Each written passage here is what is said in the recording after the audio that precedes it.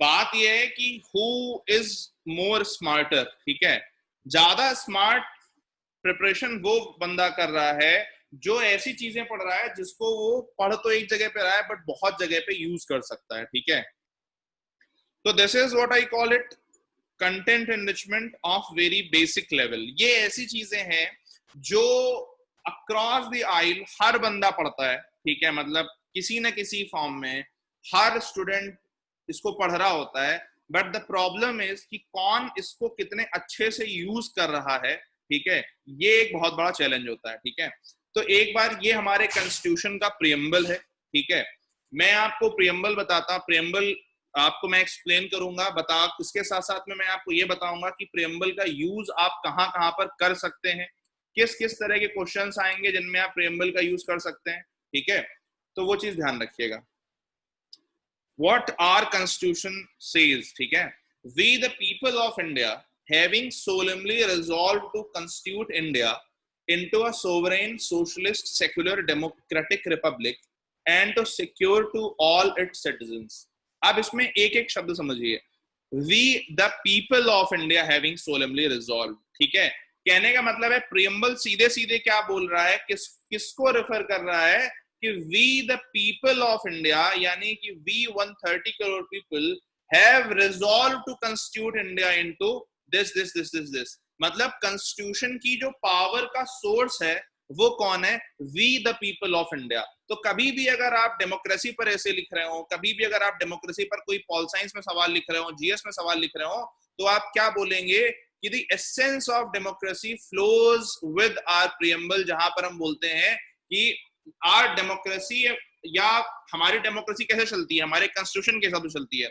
और कॉन्स्टिट्यूशन किससे अपनी पावर डिराइव कर रहा है, we the people of India से। सो अल्टीमेट अथॉरिटी किसके पास है, we the people of India के पास में। आप कभी भी किसी भी तरह का पॉलिटी का सवाल लिख रहे हो जहां पर वो पूछ रहे होंगे कि यार जुडिशरी के हाथ में ज्यादा पावर क्यों नहीं होनी चाहिए, एग्जीक्यूटिव के हाथ में ज्यादा पावर क्यों होनी चाहिए, या जो हमारे एमपीज हैं, पार्लियामेंट जो है हमारी, जहां पर पीपल्स रिप्रेजेंटेटिव रहते हैं, उनके पास ज्यादा पावर क्यों होनी चाहिए, इन सारे केसेस में आप जवाब क्या देंगे, because constitution gives authority, superior authority to we the people of India. और जुडिशरी जो है वो वी द पीपल के द्वारा अपॉइंटेड या रिप्रेजेंटेड नहीं है, लेकिन जो हमारे एमपीज हैं, जो हमारे एमएलएज हैं, जिनको हम वोट दे करके वहां पर भेज रहे हैं, they are the true representative of people. तो उनके पास में ज्यादा पावर होनी चाहिए, ठीक है।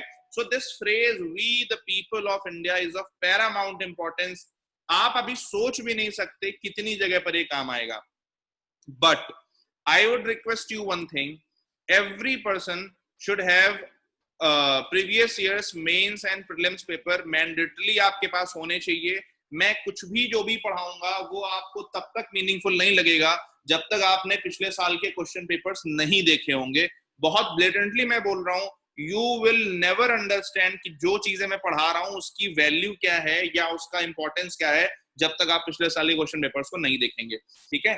सो when I say we the people of India, कोई भी जिस तरह की चीज हो, अगर गवर्नमेंट कोई पॉलिसी भी ला रही है, आप उस पॉलिसी को क्रिटिसाइज कर रहे हैं या उसको सपोर्ट कर रहे हैं, try to bring this argument कि भैया क्या ये पॉलिसी प्रो पीपल है, ठीक है। और वहां पर फिर आप इसको ला सकते हैं कि भैया the objective of every government action should be to uphold the democratic spirit of the nation, ठीक है। और democratic spirit कहां से आती है, we the people of India से आती है, यानी कि सारी जो पॉलिसीज हैं वो प्रो पीपल होनी चाहिए, ठीक है। कोई भी इस तरह की ऑटोक्रेटिक पॉलिसी नहीं होनी चाहिए, कोई भी इस तरह की पॉलिसी नहीं होनी चाहिए जो इस वीन के इस थीम के अगेंस्ट में जा रही हो, ठीक है।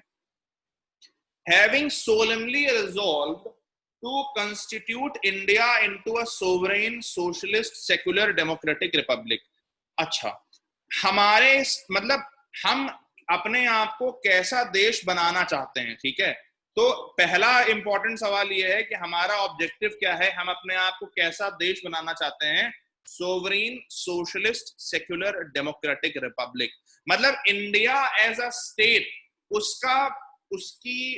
मतलब उसका नेचर क्या होगा, किस तरह का इंडिया स्टेट होगा, sovereign socialist secular democratic Republic. अब इसमें एक एक शब्द समझते हैं, उल्टा शुरू करते हैं। रिपब्लिक, रिपब्लिक इज समथिंग जहां पर आपका जो हेड ऑफ द स्टेट हो वो चोजन हो, सॉरी वो इलेक्टेड हो, ना कि अपॉइंटेड हो या कोई सक्सेसर हो किसी, जैसे ब्रिटेन में होता है कि वहां का जो हेड ऑफ स्टेट है वो कौन है, क्वीन, ठीक है, तो जो भी उनका नेक्स्ट सक्सेसर होगा वो by default head of the state बन जाएगा। लेकिन हमारे यहाँ हेड ऑफ द स्टेट कौन है, president, and he is chosen, ठीक है, मतलब उनका इलेक्शन होता है, ठीक है, लोग उन्हें इलेक्ट करते हैं, ठीक है। तो ये चीज ध्यान रखिएगा, हमारे यहाँ पर जो हेड ऑफ द स्टेट है वो इलेक्टेड है, that is why we are a republic, ठीक है। Democratic, now when you say democratic it simply means that upholding the will of the people।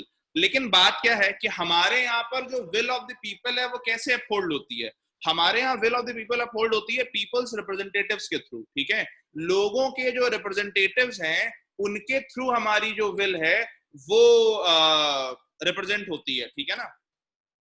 तो हम ये नहीं कह सकते कि मान लीजिए कोई अगर गवर्नमेंट की पॉलिसी आ रही है तो we can not expect government कि भैया वो घर घर पे जाए और सबसे पूछे कि क्या हमें ये पॉलिसी लानी चाहिए, क्यों, क्योंकि हमारा डायरेक्ट डेमोक्रेसी नहीं है, हम 130 करोड़ लोग हैं, आप हर इशू पर ये एक्सपेक्ट नहीं कर सकते कि गवर्नमेंट जो है डोर टू डोर जाकर के वोट लेगी सबका, ठीक है। बट जो हमारी डेमोक्रेसी का कॉन्सेप्ट है वो कैसा है, रिप्रेजेंटेटिव डेमोक्रेसी है, मतलब we elect a leader, that leader goes into the parliament or state legislature और वहां जाकर के वो हमारे लिए लॉ बनाता है, ठीक है ना। तो हमारी जो डेमोक्रेसी है वो कहां से आती है, फ्री एंड फेयर इलेक्शन से आती है, ठीक है ना। मतलब अगर हमारी डेमोक्रेसी की इस झील को हमें बनाए रखना है तो हमें फ्री एंड फेयर इलेक्शंस मतलब कराने होंगे, जिससे कि जो जनता की विल है वो ट्रूली रिप्रेजेंट हो सके through the MPs and MLAs. And then MPs और एमएलएज का भी काम है कि वो जाकर के जनता के, चूंकि देखिए जो भी हमारा पॉलिटिकल सेटअप है उसमें जो एमपी और एमएलएज हैं वो अल्टीमेटली जो है वो किसके लिए अकाउंटेबल है, 5 साल बाद जनता के लिए अकाउंटेबल है, ठीक है। तो this is our core democratic principle. आप समझिए, जैसे मान लीजिए वो आपसे पूछते हैं कि इंडिया में इलेक्शन प्रोसेस में क्या सजेशंस आप दे सकते हैं, या इंडिया में इलेक्शन प्रोसेस कैसा है, क्रिटिकली एनालाइज करिए, कुछ बताइए, तो वहां पर आप सीधे सीधे यूज कर सकते हैं कि democracy being our part of our preamble it must be protected, and the most important way of protecting it is to have free and fair election। क्यों, अगर आपके यहाँ फ्री एंड फेयर इलेक्शन ही नहीं है तो फिर आपकी डेमोक्रेसी किस काम की। कल के लिए आपका काम यह है 9th की पॉलिटिकल साइंस की एनसीईआरटी के पहले 2 चैप्टर्स आप पढ़ करके आएंगे, तो जो ये मेरी फ्री एंड फेयर इलेक्शन वाली मैं आपको बात बोल रहा हूं ये आपको और अच्छे से समझ में आएगी, ठीक है। अगेन मैं रिपीट कर रहा हूं, 9th की पॉलिटिकल साइंस की एनसीईआरटी उसके फर्स्ट 2 चैप्टर्स जो है वो आप पढ़ करके आएंगे, जिससे क्या होगा आपके पास में थोड़ी स्टोरीज रहेंगी, एग्जांपल्स रहेंगे, ठीक है। Then comes the most important part, आजकल बहुत चर्चा में भी है, secular, right. Now what is this secularism, ठीक है। Basically secularism is that state will treat every religion alike, ठीक है।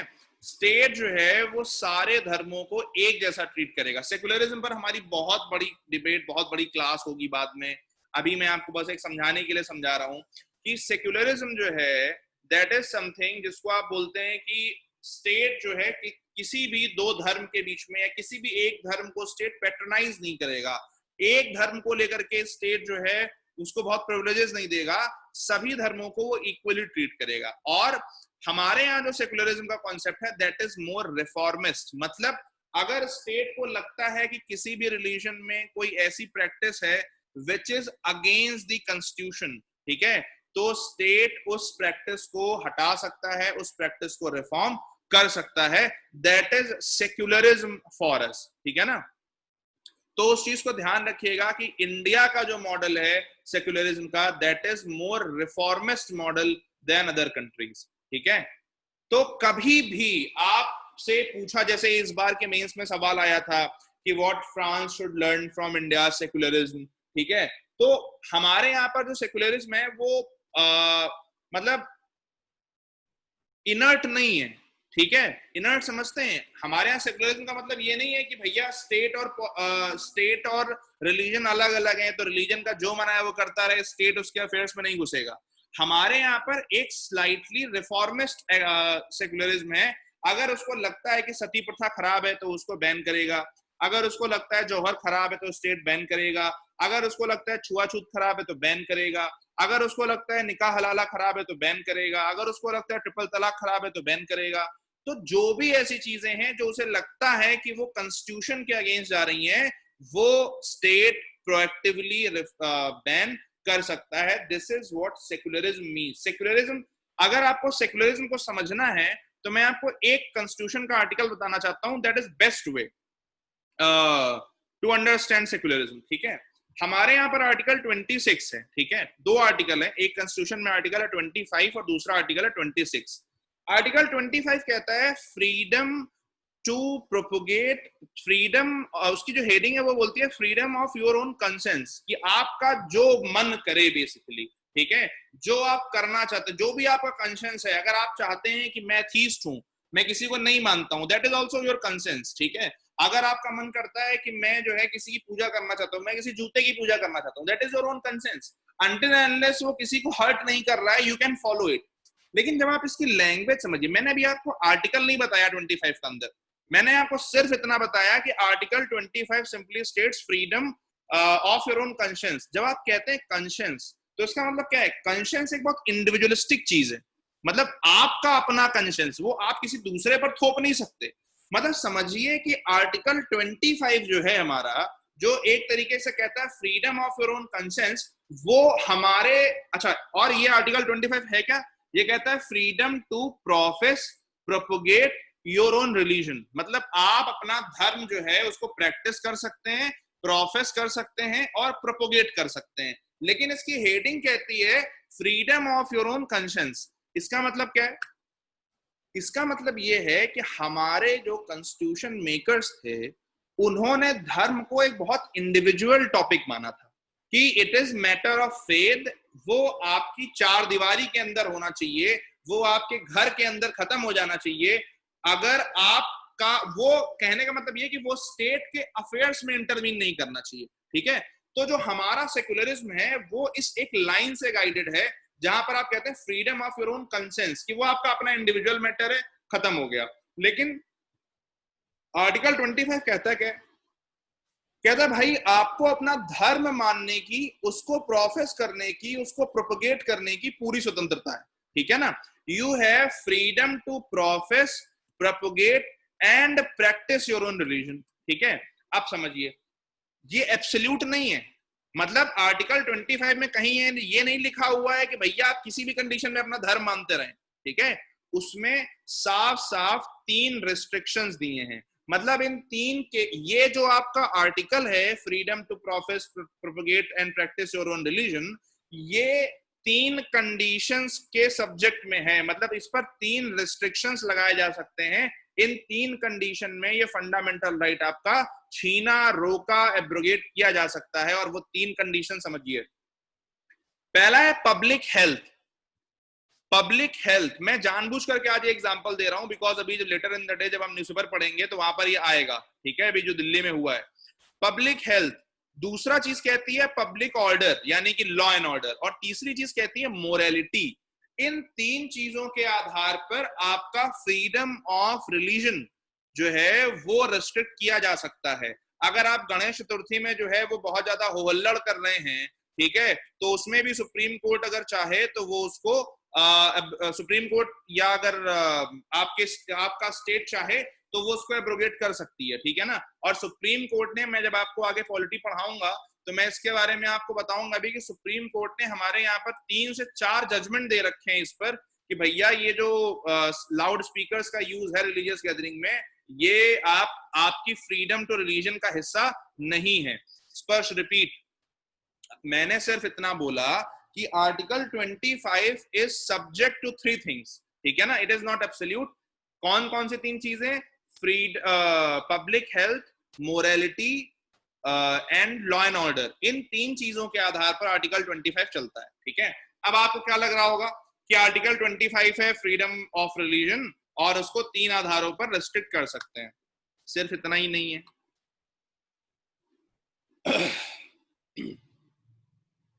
जब मैं कहता हूं फ्रीडम ऑफ कॉन्सेंस, तो फ्रीडम ऑफ कंसेंस को सुप्रीम कोर्ट ने बहुत बेहतरीन तरीके से डिफाइन करा। 2017 में आधार कार्ड पर एक केस हुआ था जिसका नाम था पुट्टुस्वामी केस, ठीक है ना। उस केस में जो है जस्टिस डीवाई चंद्रचूड़ ने एक बहुत बेहतरीन बात बोली थी। उन्होंने कहा था ये जो फ्रीडम ऑफ कंसेंस है ये बहुत बड़ा टर्म है, आपकी किसी पॉलिटिकल आइडियोलॉजी को मानना भी फ्रीडम ऑफ कंसेंस के अंदर में आता है, ठीक है। Which means you can practice, profess and propagate any political ideology also. It also comes under Article 25. तो आजकल हमारे जो फंडामेंटल राइट्स हैं उनकी सुप्रीम कोर्ट बहुत ज्यादा लिबरल व्याख्या करता है, ठीक है। अच्छा, इसी में एक आर्टिकल 26 है, ठीक है ना, कॉन्स्टिट्यूशन में, वो बड़ा बेहतरीन चीज कहता है। वो क्या कहता है? वो कहता है freedom to manage religious affairs, ठीक है। Freedom to manage religious affairs मतलब आप अपने धार्मिक मामलों को, आप अपने रिलीजियस मामलों को खुद अपने हिसाब से मैनेज करेंगे, ठीक है। इसमें 4 हिस्से हैं मेनली। एक हिस्सा कहता है कि भाई आप जो है वो कोई भी रिलीजियस इंस्टीट्यूशन बना सकते हैं, समझिए, आप कोई भी रिलीजियस इंस्टीट्यूशन बना सकते हैं, ठीक है।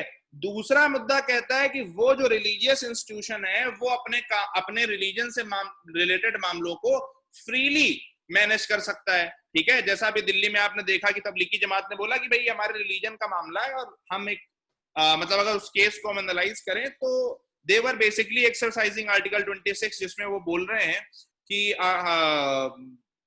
हम एक रिलीजन का मतलब एक रिलीजियस इंस्टीट्यूशन है and we are managing our religious affairs. अगर आर्टिकल सिर्फ इतना ही होता तो कोई बात नहीं होती, वो अपने मामले में ठीक थे, वो कुछ गलत काम नहीं कर रहे थे। अगर सिर्फ आर्टिकल 26 में ये लिखा होता कि freedom to manage your own religious affairs, ठीक है। लेकिन बात क्या है, article 26 is also not absolute. Article again I am repeating, किसी को कोई डाउट हो तो लिख देना तुरंत, अगर किसी को सुनाई ना दे रिपीट करना हो तुरंत बोलिए, ठीक है। Article 26 is also not absolute. Why? ये भी उन्हीं 3 रिस्ट्रिक्शंस के अंडर में आता है। कौन सा? Public health, morality and law and order. मतलब आर्टिकल 26 जो है वो एब्सोल्यूट आर्टिकल नहीं है, ये भी इन 3 रिस्ट्रिक्शंस के साथ में ही आता है, public health, morality and law and order. आवाज कट रही है, अच्छा किसी और को भी कट रही है क्या?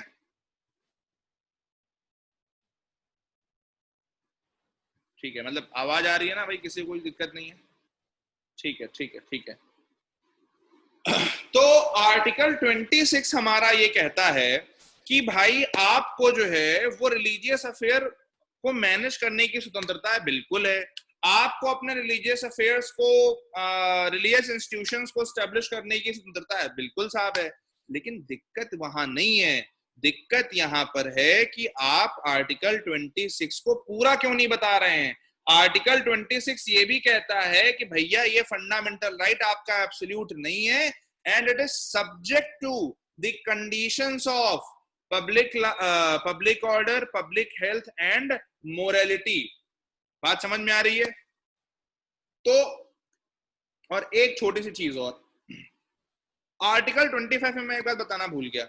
आर्टिकल 25 एक बात और कहता है, वो कहता है साहब आपको फ्रीडम ऑफ कंसेंस तो है, आपको धर्म वरम मानने की स्वतंत्रता तो है, कोई दिक्कत नहीं है, लेकिन अगर स्टेट चाहे तो सोशल और वेलफेयर के लिए, अगर स्टेट चाहे तो सोशल वेलफेयर के लिए वो आपके रिलीजियस मामलों में, रिलीजियस प्रैक्टिसेस में रिफॉर्म कर सकता है, रिलीजियस प्रैक्टिसेस को रेगुलेट कर सकता है। ये आर्टिकल 25 के 2nd क्लॉज का ए पार्ट कहता है कि अगर स्टेट चाहे तो वो किसी रिलीजियस एक्टिविटी को रेगुलेट कर सकता है अगर वो किसी सोशल और इकोनॉमिक कॉज से रिलेटेड है। तो कहने का मतलब क्या हुआ अब जब आप सेक्युलरिज्म को देखते हैं तो आपको सेक्युलरिज्म एब्सोल्यूट नहीं लगता है, आपको सेक्युलरिज्म ऐसा नहीं लगता है कि स्टेट अलग जा रहा है, रिलीजन अलग जा रहा है, आपको सेक्युलरिज्म ऐसा नहीं लगता है कि आपके सेक्युलर होने का मतलब कहीं से भी ये है कि आप अपने रिलीजन को इस तरह से प्रैक्टिस करेंगे कि रात में 10 बजे आप गणेश चतुर्थी की जो है वो बाजा बजा रहे होंगे, ठीक है, बिकॉज जो कॉन्स्टिट्यूशन की अंडरलाइंग थीम है वो क्या है, religion should be a private individual affair, ठीक है, और उसमें आप किसी दूसरे को परेशान ना करें, ठीक है। तो that is basic idea about secularism for you. बहुत सवाल आते हैं, पिछली बार ही एक सवाल दो सवाल जीएस में आए, एक सवाल ऑप्शनल में आया सेक्युलरिज्म पर, ठीक है। तो हाँ लिपिका, एक मिनट,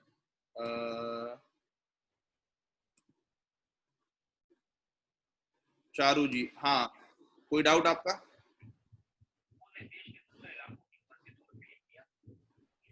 चारू जी, आपने हाथ खड़ा कर रखा था, अच्छा ठीक है, लिपिका बोलो।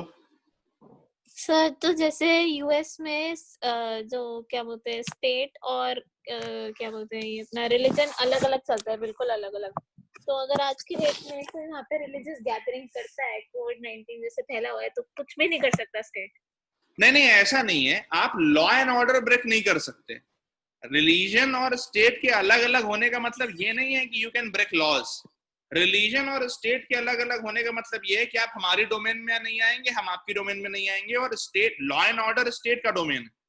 तो अगर कोई रिलीजन उसमें आ रहा है तो वो स्टेट अपना काम अपना वो जो भी वो करना है वो करेगा वो। हाँ ये है कि चर्च के मामलों में स्टेट नहीं घुसेगा, ठीक है, वो अपना काम अलग करेंगे, ये अपना काम अलग करेंगे। बेसिकली है क्या कि यूरोप का हिस्ट्री ऐसा है कि वहां पर चर्च और पॉलिटिक्स का एक बहुत ब्लडी नेक्सस था, ठीक है।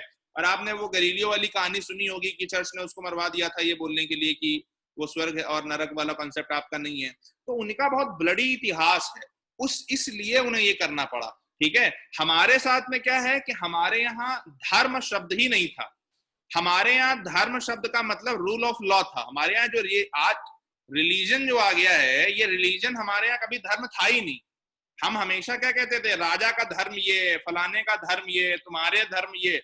धर्म हमारे यहाँ ड्यूटी था, और राजा के लिए धर्म हमारे यहाँ रूल ऑफ लॉ था, ठीक है। हमारे यहाँ रिलीजन वाली बात नहीं थी, we are more towards way of life, religion वाली हमारे यहाँ बात नहीं थी। तो इसलिए हमारे और उनके एक्सपीरियंसेस अलग अलग। कोई दिक्कत नहीं। ठीक, ठीक है, अभी तक फाइन चल रहा है, कोई समस्या किसी को, कोई दिक्कत हो बताए, ठीक है। तो ये आपका एक सेकुलरिज्म पर थोड़ा सा मतलब एक पिंच ऑफ सॉल्ट है ना, जरा सा बिल्कुल आइडिया, ठीक है। सोशलिस्ट, अच्छा इस पे बहुत ज्यादा बात होने वाली है आगे, ठीक है।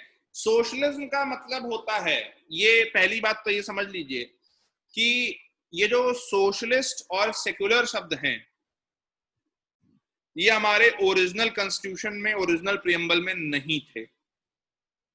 सोशलिस्ट और secular word 42nd constitutional amendment act, socialist and secular word 42nd constitutional amendment act 1976 से लाए गए हैं, ठीक है ना। 42nd कॉन्स्टिट्यूशनल अमेंडमेंट एक्ट 1976 से लाए गए हैं, ओरिजिनल कॉन्स्टिट्यूशन में नहीं थे।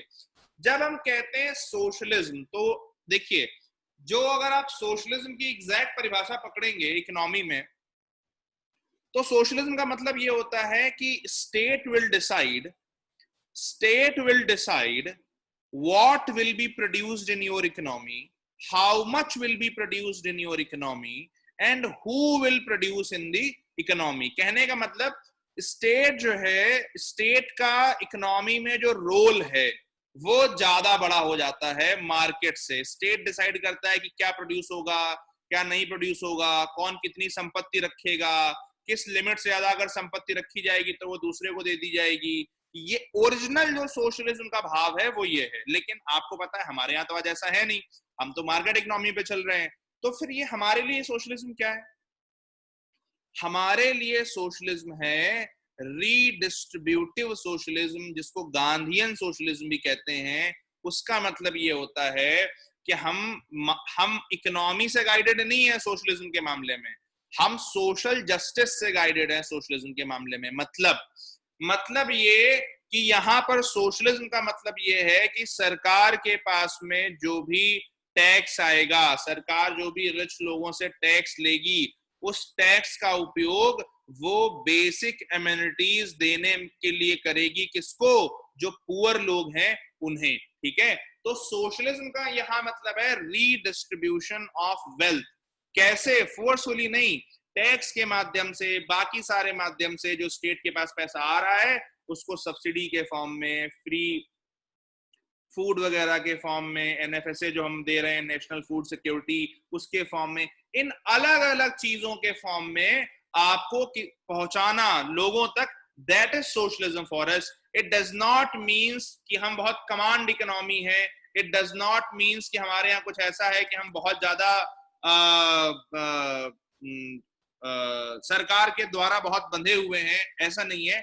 सोशलिज्म का यहाँ पर सिर्फ और सिर्फ इतना मतलब है कि हम कमांड इकोनॉमी से बहुत ज्यादा प्रभावित नहीं है, ठीक है, और हम रिडिस्ट्रीब्यूशन ऑफ वेल्थ कर रहे होंगे। ठीक, सोवरेन, सोवरेन का मतलब होता है, अच्छा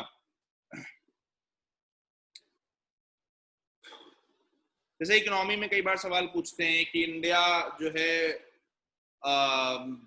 जैसे एक बहुत सवाल कॉमन है, मैं अक्सर ये चीज बोलता हूं कि कई बार सवाल ये पूछा जाता है कि भाई इंडिया की जो प्रायोरिटी है वो क्या होनी चाहिए।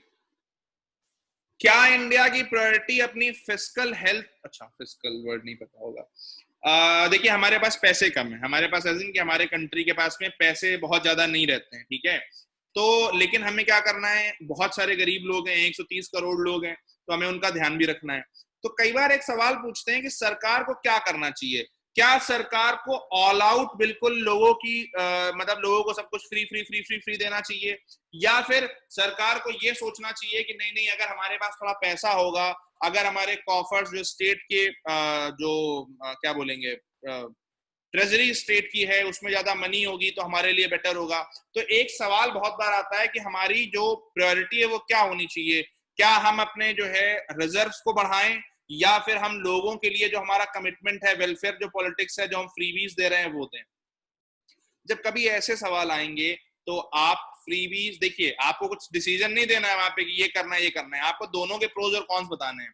तो जब आप बोल रहे होंगे कि भैया फ्रीबीज हम क्यों दें, तो वहां पर आप ये बोल सकते हैं कि भैया प्रियम्बल में लिखा हुआ है साफ साफ कि वी आर सोशलिस्ट, तो हमें उसको अपहोल्ड करने के लिए रिडिस्ट्रीब्यूटिव, चूंकि हम रिडिस्ट्रीब्यूटिव सोशलिज्म में बिलीव कर रहे हैं, हमें लोगों तक हेल्प पहुंचानी है, तो इस कारण से जो है वो हमें क्या करना चाहिए, लोगों को फ्रीबीज वगैरह देनी चाहिए, लोगों को सब्सिडी देनी चाहिए। ठीक है, सोवरीन, सोवरेन का सीधे सीधे मतलब होता है कि you are independent to take your own decisions. दोबारा से, सोवरेन का सीधे सीधे मतलब ये होता है कि you are independent to take your own decisions. ठीक है ना, इसमें पहली चीज तो इसमें किसी को कोई डाउट हो तो बताएं।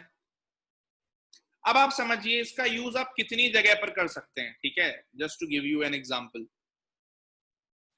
आपसे इंटरनेशनल रिलेशंस जीएस पेपर 2 या पॉलिटिकल साइंस पेपर 2 के पार्ट 2 में, इंडिया एंड द वर्ल्ड वाले में, which also means international relations, कभी भी अगर पूछा जाए कि इंडिया को मतलब यूएसए के साथ रिलेशंस जो हैं, यूएसए की तरफ हम बहुत एक तरफ झुक रहे हैं, या हम रशिया की तरफ एक तरफ झुक रहे हैं, या हमें हमारा वे फॉरवर्ड क्या होना चाहिए। जैसे मैं अभी कुछ दिन बाद आपको एक डॉक्यूमेंट कराऊंगा shifting controls of foreign policy करके। ठीक है, तो जब भी कभी ईयर ऑफ अमेंडमेंट 1976, मेरे हिसाब से 42 वाला पूछ रहे होगे ना,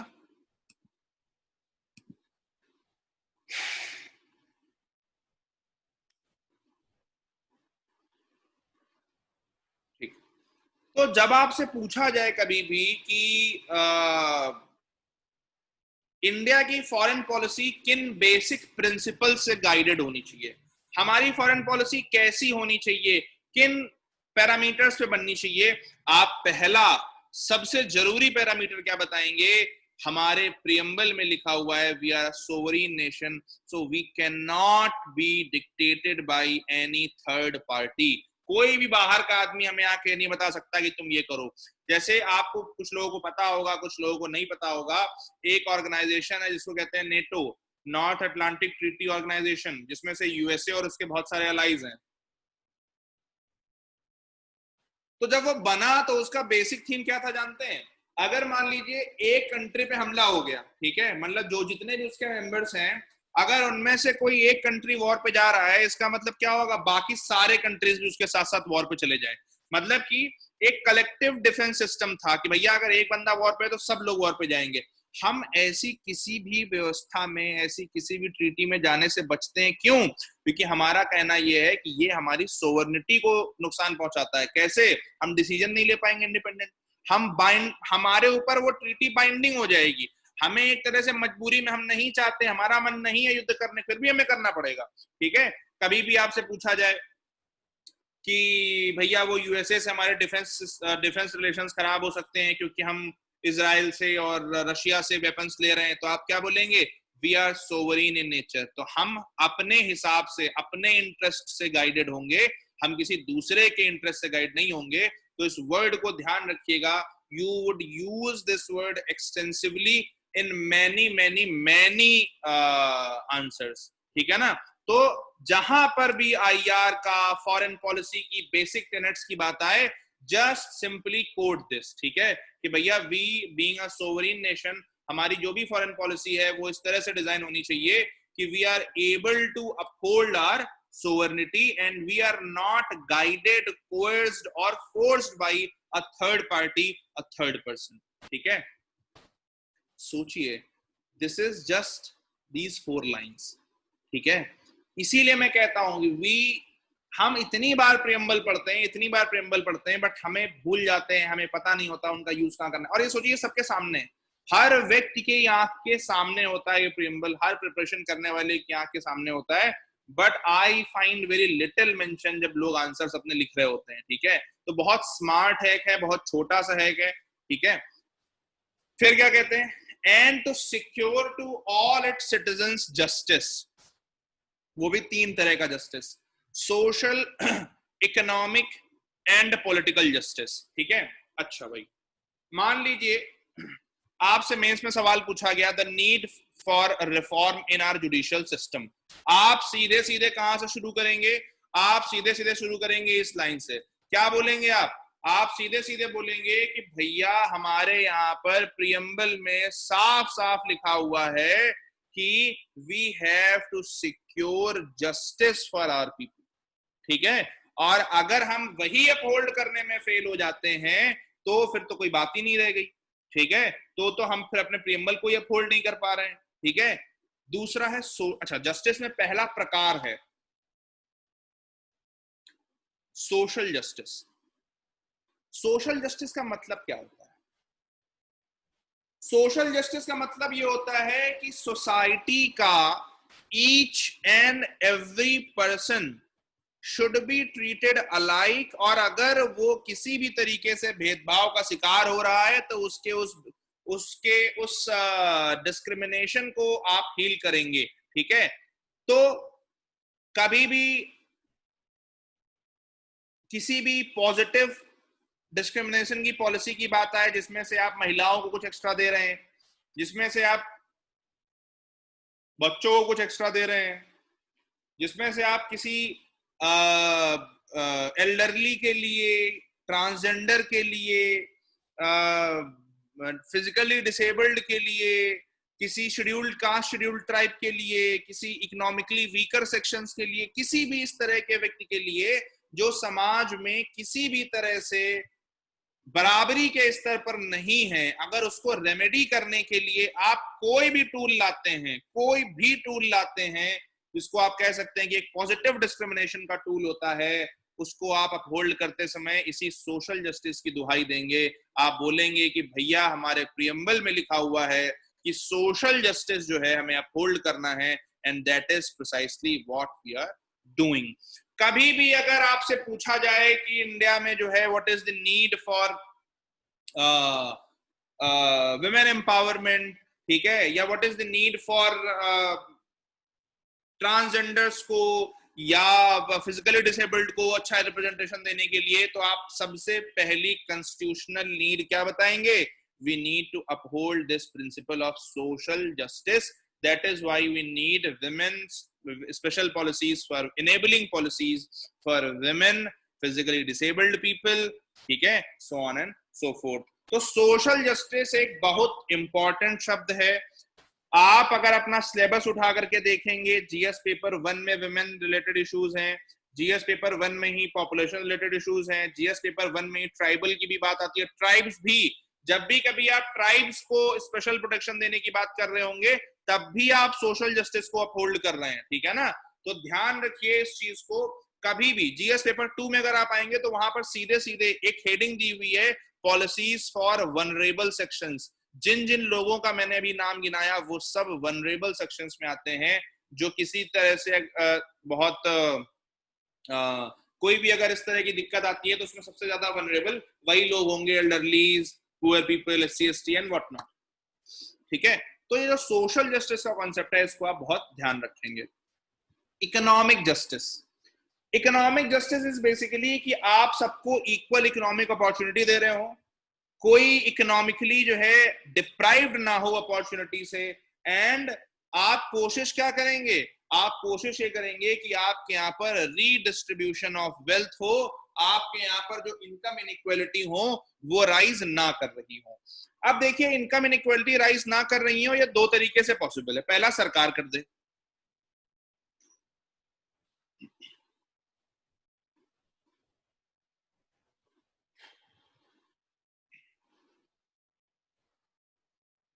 पहला तरीका है जहां पर सरकार कर दे. सरकार के करने में क्या होगा कि सरकार भाई आपसे टैक्स लेकर के किसी पुअर बंदे को दे रही होगी, ठीक है, या सरकार उसको किसी तरह की फ्री एजुकेशन, फ्री हेल्थ या कुछ इनकम बेनिफिट दे रही होगी. लेकिन इसमें चैलेंजेस हैं. क्या? पहले तो सरकार के पास पैसे की लिमिट होती है. दूसरी चीज क्या है कि इसमें यू रन अ रिस्क कि सामने वाला जो है वो कहीं ना कहीं ऐसा ना हो जाए कि वो सिर्फ और सिर्फ उसी स्टेट की हेल्प पर डिपेंडेंट रह जाए और जानबूझ करके वो उस कंडीशन से, अपनी कंडीशन से ऊपर ना उठना चाहे, ठीक है. तो ये कंडीशन भी आपने अवॉइड करनी है. तो दूसरा एक तरीका होता है, दैट इज मार्केट. मार्केट का मतलब जहां पर आप लोगों के लिए एनेबलिंग कंडीशंस तैयार करेंगे, जहां पर आप लोगों के लिए ऐसी स्थिति तैयार करेंगे कि जहां पर हर व्यक्ति इक्वल फुटिंग पर जा करके कंपीट करके और अपना फॉर्च्यून वो खुद बना सकता है. इसके लिए क्या जरूरी होगी कि आप सबको एजुकेशन, हेल्थ की बेसिक सुविधाएं दें, जिससे कि हर बंदा जो है वो कंपीट करके अपने टैलेंट के दम पर, अपने हार्डवर्क के दम पर वो राइज कर पाए. देखिए, first policy is more of कि बहुत ज्यादा गवर्नमेंट कंट्रोल है, बहुत ज्यादा क्या बोलेंगे कि एक्स्ट्रा रेगुलेशन है. जहां पर बहुत ज्यादा गवर्नमेंट कंट्रोल होगा या ऐसी चीजें होंगी, वहां पर दिक्कत क्या होगी कि you will always run the risk of corruption या ये सारी चीजें. लेकिन जो दूसरी पॉलिसी है जहां हम मार्केट को बोल रहे हैं कि आप इनेबल करिए चीजों को, जैसे कि यूएसए है. यूएसए में क्या है कि if you have the talent, if you have the skill, तो वहां फ्री मार्केट है, आप अपना बिजनेस स्टैब्लिश करिए, मेहनत करिए और आप आगे बढ़िए, ठीक है. तो उसी तरह से यहां पर भी अगर हम कंट्रोलर की बजाय इनेबलर बन जाएं, हम कंट्रोलर की बजाय इनेबलर बन जाएं, तो हमारे लिए स्थितियां बेटर हो जाएंगी. व्हेन आई से इनेबलर बन जाएं, तो उसका मतलब क्या है? इनेबलर बनने का मतलब ये है कि हम स्किल, हेल्थ, एजुकेशन, ये जो बेसिक चीजें हैं ये प्रोवाइड कराएं और उसके बाद सबके लिए दरवाजे खोल दें, ठीक है. तो दैट इज इकोनॉमिक जस्टिस. सरकार लेवल प्लेइंग फील्ड इंश्योर करे, सरकार ये इंश्योर करे कि एवरीबॉडी, इनकम इनइक्वालिटी धीरे धीरे कम हो रही है और सबके पास इकोनॉमिक अपॉर्चुनिटीज बराबर हैं. Political justice, each and every section of the population should have a chance at representation in the politics. किसी को भी आप वोटिंग राइट से या रिप्रेजेंटेशन के राइट से अलग नहीं करेंगे। जैसे हमारे यहाँ महिलाओं का रिप्रेजेंटेशन कम है,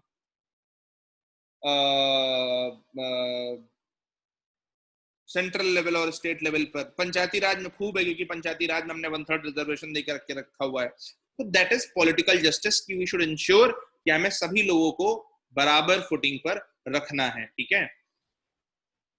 तो this is how we will take forward our preamble, ठीक है।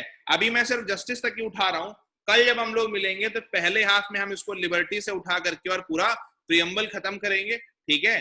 फिर अगले दिन हम लोग धीरे धीरे इसके आगे, मैंने आपको directive principles of state policies दे रखे हैं, वो भी हमारे कॉन्स्टिट्यूशन का हिस्सा है, उनको हम कैसे यूज कर सकते हैं वो देखेंगे, ठीक है। लेकिन इन सब चीजों से पहले जो सबसे इंपॉर्टेंट चीज है वो समझिए, आपको प्रीलिम्स के और मेंस के पेपर्स देखने जरूरी हैं। अगर आप प्रीलिम्स के और मेंस के पेपर्स नहीं देख रहे हैं, ये जो भी मैं करा रहा हूं ये it is of no use, कोई भी इसका उपयोग नहीं है, ये सब जीरो है अगर आप पेपर्स नहीं देख रहे हैं तो, ठीक है। और प्रियम्बल करने के बाद में इस वाले सेक्शन में हम उठाएंगे इंटरनेशनल